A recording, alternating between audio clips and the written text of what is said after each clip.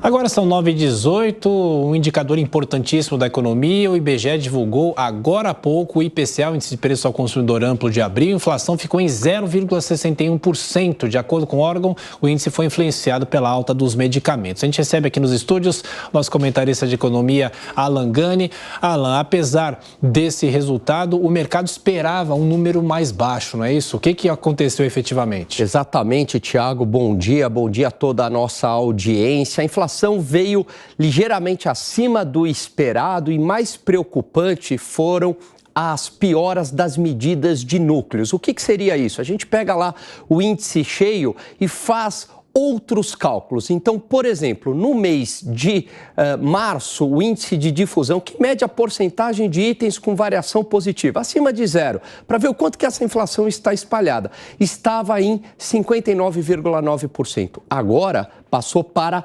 66%. A inflação de serviços, que rodava na casa de 0,25% apenas no mês de março, agora volta para o patamar de 0,56%. E essa é uma inflação bastante preocupante, porque ela é ligada à demanda e o Banco Central tem apontado esse risco inflacionário na inflação de serviços. Foi uma má notícia aí no dia de hoje, tanto é que a curva de juros, aqueles juros futuros que o mercado precifica, o quanto que vai ser a Selic no futuro, ela já abriu. Os juros futuros subiram no dia de hoje por conta do mau resultado do IPCA. Agora, Alan, qual que é o recado? Porque o Banco Central já deixou bem claro que só vai começar a reduzir a taxa de juros quando a inflação estiver controlada.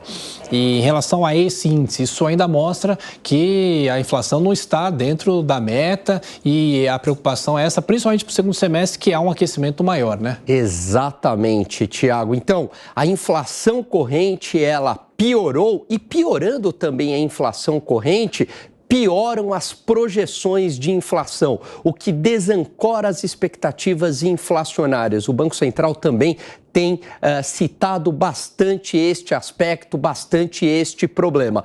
Provavelmente, a redução da taxa Selic deve ficar ainda para o segundo semestre, mas não no início do segundo semestre e mais para o final do segundo semestre. E talvez aquela previsão de 12,5% de final do ano de taxa Selic agora seja 12,75% ou eventualmente até 13%.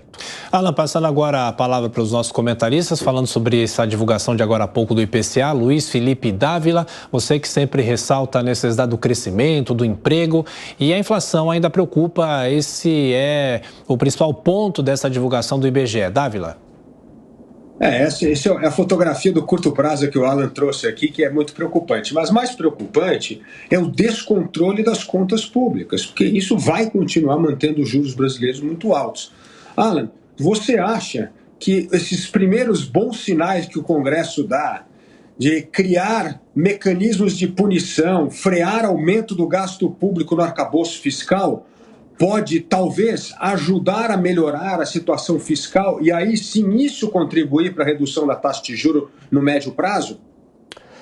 Eu acho que sim, Dávila, e essa é uma questão bastante importante. A redução do gasto público, ela tem dupla função.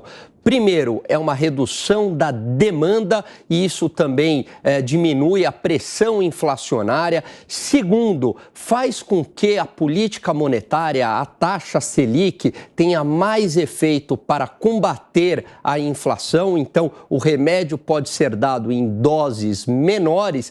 E terceiro, melhoram as expectativas de mercado. Então, a redução do gasto público, além de reduzir taxas de juros futuras, de prazos mais longos, também anima o ânimo aí dos empresários e tem uma função na atividade econômica. É fundamental que o Congresso Nacional melhore esse arcabouço fiscal, seja pela punição do presidente em caso de não cumprimento da regra da meta de superávit primário, seja tirando exceções à regra do teto de gasto, essa nova regra aí que já começa com inflação mais 0,6%, ou seja, também com contingenciamento automático das despesas públicas. Vamos torcer, Dávila, para que isso ocorra. Beraldo, qual o recado político desse índice divulgado hoje? Olha, o grande problema da inflação é que ela corrói o poder de compra. Então, as pessoas que recebem os seus salários, com esse dinheiro, compram menos.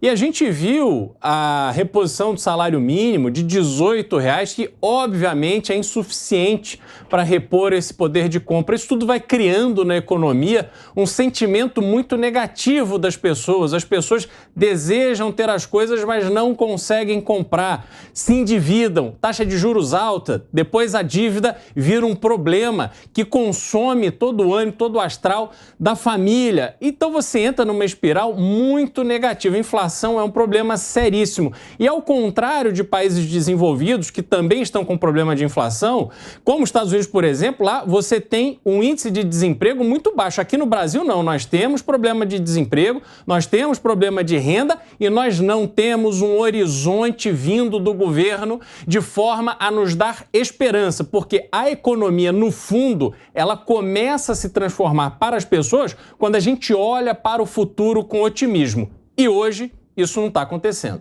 Quer comentar em 30 segundos? Não, perfeita a leitura que o Beraldo trouxe e é exatamente isso, né? Muitos governos mais populistas acreditam que, vamos tolerar um pouco de uma inflação mais alta em nome do emprego. E geralmente essa política não dá certo. Vem a inflação e vem o desemprego junto e aumento da taxa de juros.